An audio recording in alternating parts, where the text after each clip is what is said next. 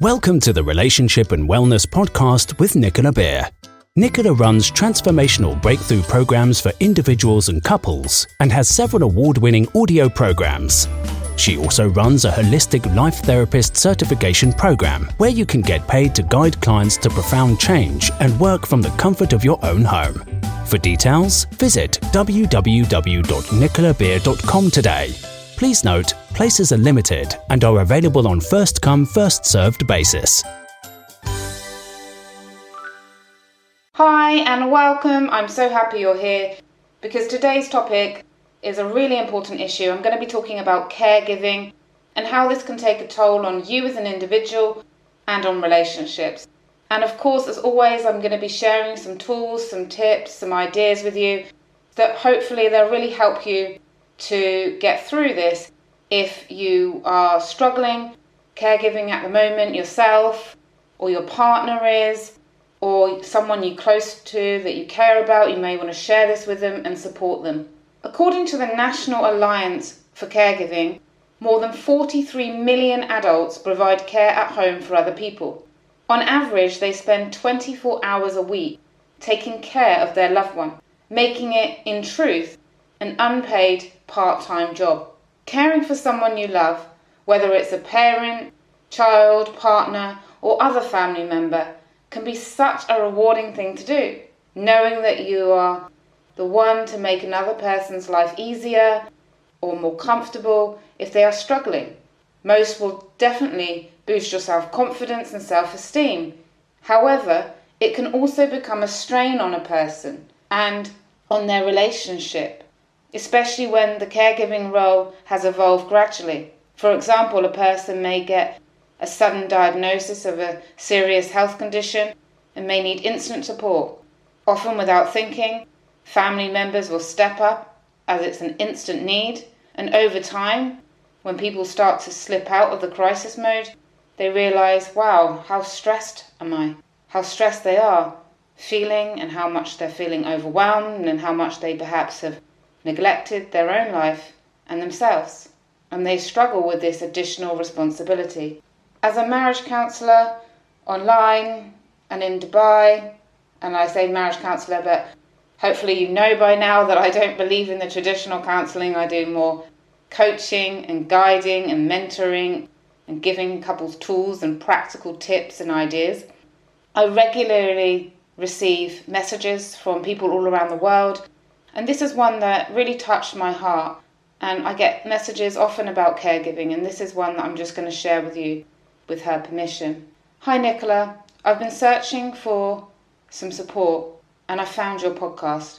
I have to say it has really helped me, as I believe a lot of the issues you cover in your podcast are things that I'm experiencing in my marriage. I'm going through something and I wanted to know what you would suggest or advise. My husband Marcus and I have recently moved closer to his parents' house as his dad is suffering from dementia, and it's a lot of work for his mum to look after his dad alone. So we help out daily. On top of several check-ins during the day, we also have 3 young children, and Marcus has a full-time job, and I work part-time. So as you can imagine, it's quite draining on our relationship. But I can also sense that the strain is putting on Marcus, and he's becoming more distant. He is trying his best to juggle everything, and I'm worried about him burning out. Anything you can suggest on handling the impact of caregiving on a person and relationships would be greatly appreciated. There are many situations like Courtney's where there is a gradual shift towards becoming a primary caregiver to an elderly parent because they're not able to do things for themselves. It's hard not to take care of people who have brought you up. However, it's important to prioritise things and understand that there are additional extra options to ease the load without feeling like you're letting down your parents or any other loved ones. If you are a caregiver or know someone who is a caregiver, you may have heard of the term the sandwich generation. This relates to adults who are providing for and looking after children as well as looking after aging parents. This can be perfectly normal for some people. However, if the children are young and demanding and the elderly parents require a lot of attention and support, it can be so draining, and it can have a huge impact on the quality of a person's life. So today I'm going to talk about how being a caregiver can affect you as an individual Then I'm going to talk about how it can impact relationships with family and friends, and then romantically, how it can affect your romantic relationship. And I'll also be sharing my tips on how you can reduce the impact on you and your relationships when choosing to be a caregiver. So let's first look at how being a caregiver can affect you as an individual. Many people I help to release the guilt of putting themselves first, and they join my breakthrough sessions, and they need help to say no and to not feel guilty, as well as how to look after themselves and get that balance so that they can live their life fully and freely. So how does it affect an individual? Well, it can be constantly feeling anxious about a loved one's health. It can increase someone's own anxiety. They can feel lethargic, having no passion or enthusiasm for other activities, which in turn can lead someone to lose themselves, and that's often another reason why people come to have my 3-day intensive, because they feel like they no longer recognize themselves anymore. Struggling to get a good night's sleep because you're constantly stressed or worried. It can lead to developing unhealthy coping habits like drinking every night or smoking or emotional eating or not eating to cope. It can be completely neglecting your other responsibilities because you don't have enough time, and then feeling irritated at yourself by it or guilty for not doing those other responsibilities. You can have, as I mentioned, no time for your self-care. You may stop doing exercise, which of course we all need for our mental and physical well-being. It can leave people feeling irritated and agitated due to the lack of sleep and exhaustion. It can lead a person to get really angry at others, annoyed with the person perhaps you're caring for, angry at the situation, why you, and it can feel like a weight is on your shoulders from the moment you wake up. It can make you feel stuck because you want everyone to be happy and you feel like you can't please anyone. No one's happy, you're not doing enough for everyone. It's difficult physically and emotionally to give equal amounts to your children or your friends or your husband or wife and the person you're caring for. And it can also lead to financial strain. If you're providing for the person's care, if you already have your own financial struggles anyway, if you had to give up a job to look after someone, then of course financially it can be a stress and a worry. And it can also ignite fear. A lot of people come to me to help them with fear, and when they see someone get sick, they can start to think, wow, what am I going to do? Have I got enough finances for my future? Is my health good enough for my future? Is my husband's? Is my wife's? And they can start to panic about their own future. So it's important to get help if you feel like you're really drowning in the stress and overwhelm. And I'll talk about some tips soon. So how can being a caregiver can affect your relationship with friends and family members? So you may have limited or zero social life. You've got no time to enjoy yourself. And this can definitely take a toll on someone's mood over time. You may gradually lose your friends as you decline invites out, so they'll stop inviting you. You lose contact with those around you, and that means a limited support system for you when you actually need that support system. You could be missing out on key events like your children's performances, parents' evening, sports day, things like that. You may miss out on other things that you really would have loved to have gone to. And this may leave you feeling, again, torn, stressed, regretful, or guilt may be part of your weekly experience, never feeling you're doing enough. Your children may begin to adapt to you not being there, and they become closer to your partner. I've had that, and that can be really difficult for a parent to find that the children are now moving away from them. Having less time to spend with family or friends on special occasions like birthdays, anniversaries, and other events, which can make others feel like you don't care for them, when of course you do really care for them. And then it can also cause a lot of conflict in families. Sometimes I've worked with people where they're just so upset that they've got 3 or 4 brothers and sisters, and it's all on them to care for the parents, and they feel it's so unfair, and they argue with their siblings and try and get them to help, and then just not interested. and that can be really difficult. And now let's talk about romantic relationships. So how does being a caregiver affect romantic relationships? Well, if one partner is looking after his or her parents, they may feel stressed if they do not have the right emotional or physical support, whereas the other partner may feel stressed because they're carrying the burden of running the household and the family alone, while their husband or wife looks after their parents. So it can cause a lot of conflict, both feeling neglected, both feeling stressed and unsupported. So it's important to navigate through that. Less time as a couple means limited romance. No time for date nights, no time for working on maintaining a deep connection to one another, and this can push a couple further apart. If someone is the caregiver for their partner, this can also put a strain on the relationship because the caregiver has a responsibility to look after all the needs of their partner, and they may not be able to get any of their needs met in the relationship for a variety of reasons. And this can make a person feel less like a romantic partner and more like a professional help or a roommate. And for obvious reasons, if you are looking after your partner and they're not able to give you anything back or much back, it can be really difficult. There can be a lot of emotions, a lot of mixed emotions, love, care, wanting them to be happy and well, and then also frustrated, fed up, confused, in conflict, wondering, is this what my future is going to be like? Am I never going to have the passion, the excitement, the active life I used to have with my partner? Is this what I want? And obviously that can bring a lot of guilt and fear. So that definitely needs to be worked through if you're the person caring for your partner.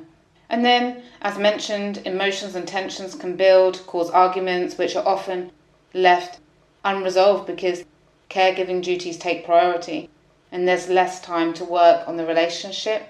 And if both partners aren't in agreement on how much a person does for their parents, it's going to cause friction, or how much financial contribution they make, or if one person wants to bring the parents to live with them in the relationship and the other one doesn't. If one person wants to go and travel and be with their parents for 3 or 4 months and the other person doesn't want them to do that, it can cause so much resentment on both sides.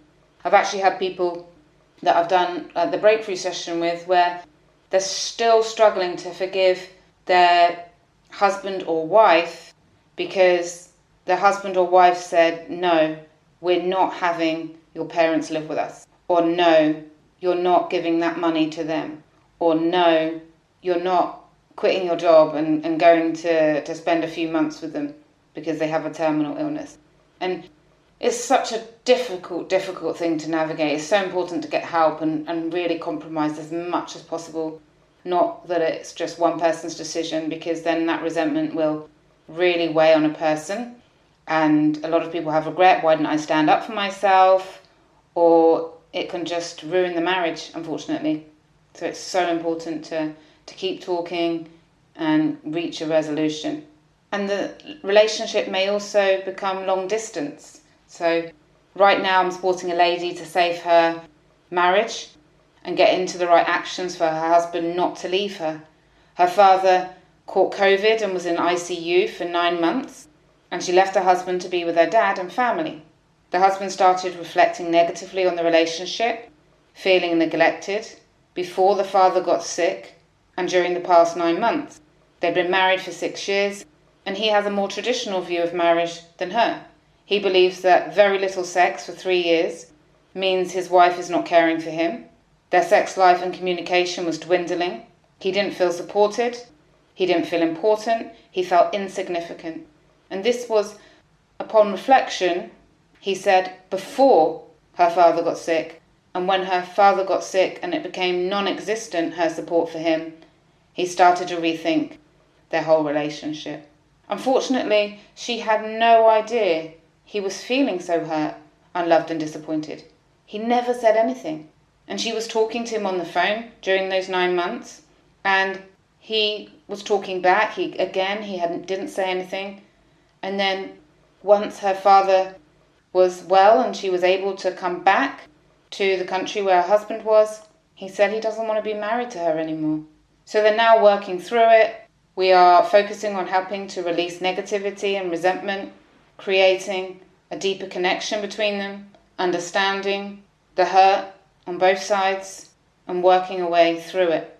And I'll bring that up because it's so important to communicate your frustrations in the day, week, or month that they happen, rather than let them bottle up. If you feel hurt, neglected, sad, stressed, overwhelmed, unsupported, don't sit in your own negative thoughts, getting angrier and more resentful. Speak calmly, share some ideas for how you can move forward together and support one another and be that loving team. So, as you can see, even though looking after a loved one can be so rewarding, it can also really impact a person's life and their relationship with others. It can feel like you're trapped if you're the caregiver for your parents and you also have a family to look after, friends or your partner to look after. So I'm going to share some tips now to help you get that balance between the caregiver role and being present with those that you need to be present with and want to be present with. So the first thing is to look into some respite care. Respite care is temporary cover for a primary caregiver. So this could be other family members or friends that are willing to help as and when needed. If there's no one else close by, there are professional home care companies that provide in-house services to ease a caregiver's load. It could be once a week, or it could be really beneficial if you need to take a short trip away. It's also, another tip is to make sure that someone's looking after you as a caregiver. Check in regularly with a trusted loved one. It could be one person, could be two people. It can be so easy for a caregiver to lose their love and support of those around them because they begin to prioritise their caregiving duties. It's so important for all caregivers to enlist a trusted loved one, or a few, to check in on them. Having a person call you regularly, check that you are okay, check that your mental and physical health is doing well, give you something else fun to think about and talk about. It can be a lovely thing for you. And also help you to maintain a connection. You may want to share your feelings. You may want to share your frustrations, or you may want to think about and talk about different things than your caregiving role. There's also caregiving support groups. If you're the only caregiver in your family and friendship circle, it can feel hard to share things because you may feel that people just don't fully understand what it's like. So I'd highly recommend joining a support group for caregivers. It can be super helpful to share emotions, experiences and suggestions on how to deal with the responsibilities of caregiving. There may be some really great ones online as well. So just have a look and create your own in your own community if there's perhaps not one. Many find it beneficial to share their difficulties, to listen to the experience of others so that you can feel supported and less alone in your journey. Now, this is really important, the next point, and it's so obvious, and yet many caregivers that I work with, they completely neglect their own well-being. It is so essential to look after yourself. Make sure that you're eating healthy, increase immune-boosting foods, fruits, vegetables, water, so that your body can get the nutrients that it needs to function best. Along with your nutrition, it's vital to get sleep and exercise, because this is going to impact your mood. Your energy will be low if you're not sleeping properly and you're not giving your body time to release the emotions through exercise and decrease the stress in your life. So book it in. I always find that unless I book in my exercise time, my meditation time, my fun time, it doesn't happen. So I actually schedule in fun time, which I know for some people they'd be like, that's not fun, Nicola.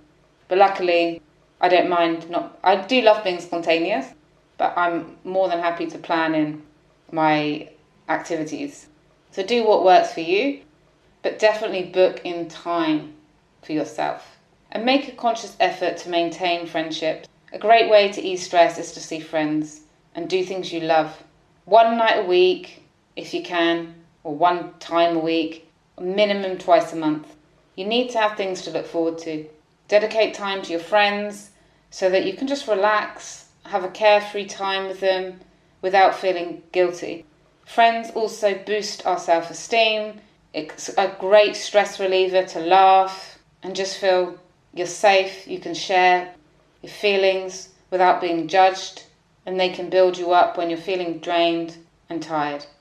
And then making time for your romantic relationship. So of course I'm going to say that, aren't I? It's so important though. Looking after someone is an additional responsibility for a caregiver. And so, as mentioned, the couple can start to put each other on the back burner. And so creating a weekly date night or date time, doesn't have to be an evening, making sure that you're connecting with each other by communicating, giving affection. Nothing better than giving the caregiver a lovely massage at the end of their day, eating together, putting your phones away, going for nice walks together, having a lie-in together if you can, getting a babysitter or extra support if you need to get that couple time. It's so important. And then there's creating family time, family fun days. If you can, is it possible where you can combine your family with your caregiving role? Can you do activities all together? Can you all cook together, watch a movie together, read stories to one another, play board games together? I get that it may not always be possible. Can you bring everyone together? This can make a connection between all of the people in your life. The more they love and care and are closer to each other, hopefully the more support you'll get. Creating good memories, whether it's in your romantic relationship, with the family, with the person you're looking after, is important. So look for fun ways that you can live out your life. And to end, I just wanted to highlight how important it is in a romantic relationship to understand each other's values, dreams, goals. In part 4 of my 4-step couple program, I have couples individually first look at what is a life well lived to them. What are their core values? What's a life of meaning and fulfillment to them each individually? Because in a relationship, when we support the other person to be the best version of themselves, when we help them to grow, to be the person that they want to be remembered how they want to be remembered, and then they have shared goals together, shared dreams, and they're all in alignment, they're happy. They don't want to leave. They're excited about being together. They're excited about the future. The other 3 steps that I cover in the couples program, if you're interested, is focusing on the actions that create that closeness, that connection. And I'm not talking about a big holiday here or a big purchase there. It's about the daily interactions, the weekly interactions that make you feel, yeah, I'm part of a team. I'm loved, I'm cared for, I'm listened to, I'm respected. And then we focus on step 2, which is clearing those negative thoughts, the draining thoughts, the resentful thoughts that can really weigh a person and a relationship down. And then we look at communication principles, how to communicate through difficult times. It's so easy to communicate when things are going well. When you're in conflict, it's a struggle. If you'd like to find out more about my couples program, you can visit my website. All the details and prices and everything is on there. You can also email me, nb@nicolabeer.com. If for any reason you can't find it and you just want me to email it to you, I'll be more than happy to do that. And do join the Facebook group. I love connecting with you all more closely in there. We have video days, question topics, people post their own relationship struggles or successes, and people give feedback. It's just a lovely community. It's called Relationship Advice and Wellness with Nicola Beer. Do find me on there. And from my heart to yours, take care. Wishing you an amazing week ahead. And I'll be back next week with a new episode. Thanks. Bye. Thanks for listening to the Relationship and Wellness podcast with Nicola Beer. If you are interested in finding out more about becoming a holistic life therapist, would like to get Nicola's mentorship directly, or check out the award-winning audio programs, visit www.nicolabeer.com today. Subject to availability, a waitlist may apply.